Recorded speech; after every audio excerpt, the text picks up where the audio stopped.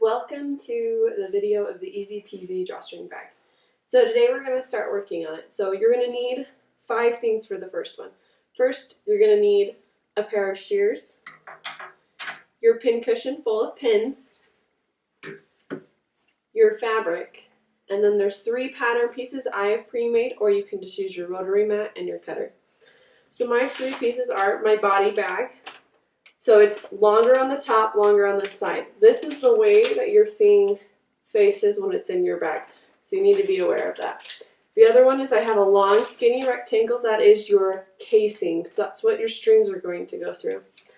And lastly, we have a little square and it's called your loop square. On them, they each tell you how many you need. So we're going to need 2 of these, 2 of our casings, and then 4 body pieces. If you're doing 2 different colors, one of those sets will be from one fabric and 2 will be from a different fabric. So we're going to go ahead and get started. So first thing you're going to do is you're going to take your fabric and you're going to open it all the way open. And then I want you to fold it in half. You might need to give it a shake. And then we're going to fold it in half one more time. So we're just going to take it, match it to our edge. Same thing, give it some flicks. Now what I'm going to do is I'm going to take my body piece. Now, if you have a directional fabric, in my case, mine's polka dots, and so I don't have a direction. That just means that there's some item on your fabric that is going away. So for example, there are some ones with eagles, and you want your eagles to be flying this way. If you accidentally cut it out sideways, your eagles will be flying sideways and it'll look kind of funky. So always remember that this is the top of your bag when you're lining it on your fabric. So in my case, I'm going to go ahead and line it up on my fabric. And what I'm looking for when I'm lining it up is making sure that there's orange on all sides of my pattern piece. If I'm not seeing it or it's hiding behind a little bit of white, that means it's not lined up correctly and my things won't come out square. So it looks like I lined it up pretty good. So now we're going to go ahead and start pinning. So when we're pinning, we're going to go ahead, take your pin, and you're going to push it all the way through all 4 layers. And then what I do is I kind of bunch it. Oops, mine's kind of throwing a hissy fit. And I push it back out. Don't worry, I'll show you again on the next corner. So all I'm going to do is I'm going to double check. If I can see it on the back, that means I've done it right. Okay, for my next corner, I want to make sure that my fabric isn't buckled or bunched. If it's doing either of those, what's going to happen is, once again, it's not going to be square when you cut it out, and it's going to cause you more problems. So I'm going to put my hand right here, and I'm just going to let it run across the bottom until I get to my far edge. That'll help get rid of any of that extra fabric. So we're going to go ahead and pin again. I'll show you once more. Take my pin, I push it down till it's all the way through, and then using my finger, I kind of push it out of the way and I push it back up. So that gave, oops, something weird happened. Nope, I got it. So that gives me those ones. Same thing with the other 2 corners. Slide my hands and go ahead and put those pins in. And I'm going to do this until I have all 4 corners. My last corner, I kind of just grab it from all the sides, make sure it went in, and then put my pin in. Now with my pattern pieces, to make sure that I get them all, if I were to try to sew and cut them out right now, it would kind of buckle, it would bunch, it would move, and then the same issue if they're not going to be square. So I'm going to go ahead and lay it flat again.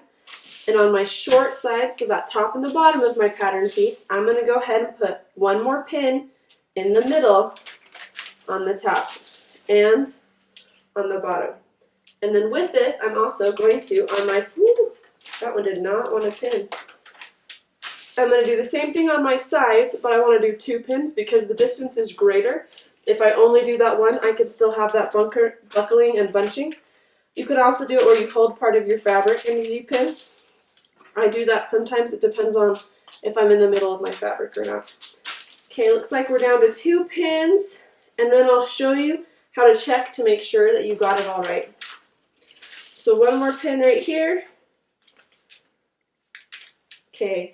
So now what I'm going to do, my check is I lift up my thing and I look on the bottom. So I'm going to have to flip it down for me. Looks like I did really good. There's not really any extra fabric. It's not bunching anywhere. If it was, if I'd done something weird, I would just simply take that pin out and repin it back on after I've smoothed it out again. So this one is all ready to be cut. Okay, before we begin cutting, I'm going to point out one more thing. We have 10 pins total is what it took to pin this one on. And if you're wondering why we haven't pinned these two on yet, it's because if I were to go ahead and throw these on and pin them on, I'd end up with 4, and I really only need 2. So we're going to put them to the side and we're going to wait.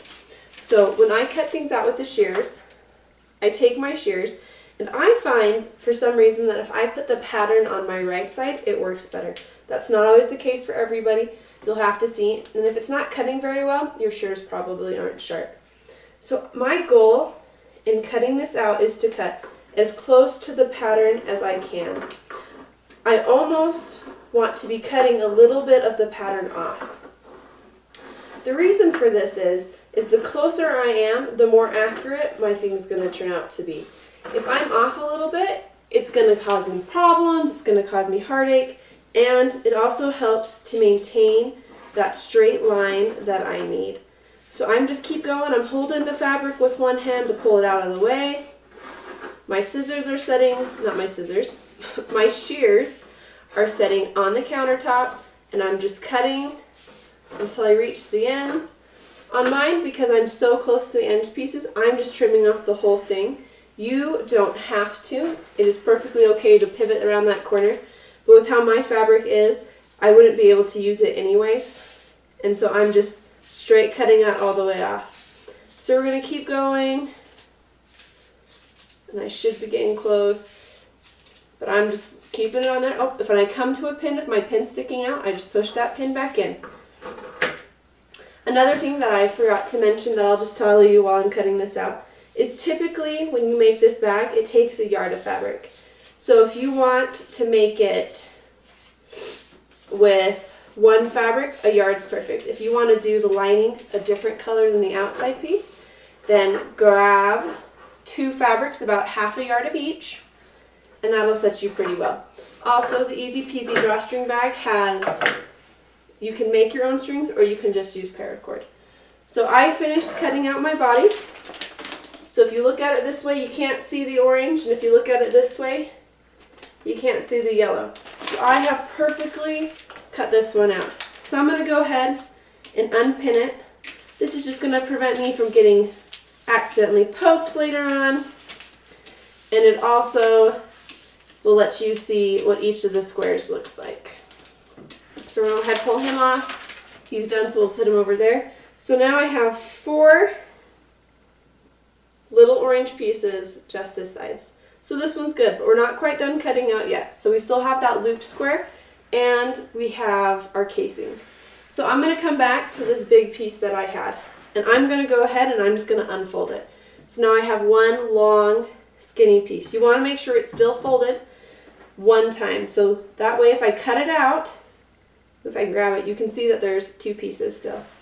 So on these ones, same thing. I'm just going to come up here and I'm going to line it up. And I'm going to go ahead, take my pin, and I'm going to put a pin, ooh, that was kind of close to my finger, on each end. So once again, running my hand across that edge to make sure it's smooth and we got no buckles or bunches. So I got 1 on each end. And then what I'm going to do on this one is I'm going to put 2 on the top piece and 1 pin on the bottom in the middle. Just because it's so narrow that if I at least have 1 pin on the 1 on the bottom and 2 on the top, it'll prevent it from buckling. It'll still be a little movable, but not too bad. And lastly, I'm going to take my loop square. Same thing, I'm going to come put him on the end. And with my loop square, where it's so tiny, typically I end up doing 3 pins. So 1 at the bottom or the top, doesn't matter. And then I do 1 on either side. So I'll end up with 3 total on this one, 5 on the casing. Same thing, I lift it up, check my bottom, make sure I got no bunches, make sure I can see my pins, and then I'm just going to go ahead and cut it out again. So just taking my shears, and you can cut on the right. So in this case, I do want to pivot, so I'm just going to cut a little bit past it, turn my fabric, and then cut straight across again. And then I'm going to do the same thing on the top piece. Now, my squares have been cut out by a lot of people, so mine aren't exactly perfect anymore. So I'm going to look at it and I'm going to make the best decision on my part to make sure that it looks square. Because if we look at it this way, it doesn't look square, but part of it is it's just over years people have nicked my black fabric. So my loop square is good. We're going to go ahead and get my casing, get it done and out of the way. Same thing, I'm going to come straight up to the top and go straight across. I found that giving my students pattern pieces made them have a higher chance of success versus when I just tried cutting them out on the rotary board. So that's why I chose to do this. You are more than welcome to use the rotary cutter for this. The sizes though, I don't have quite memorized. So if you want those numbers, you're going to have to look up on the website. Otherwise, oops, something weird just happened. You can make your own pattern pieces. You can laminate them, they'll last longer. I was kind of doing a trial basis, so still figuring things out, so I'm not terribly worried about it. Mine does not want to cut. There it goes. Okay, so now I've got all my pieces. Last time, we're going to go ahead and just unpin them. So now I have my 2 casing pieces and my 2 loop squares. And I am now ready to start sewing.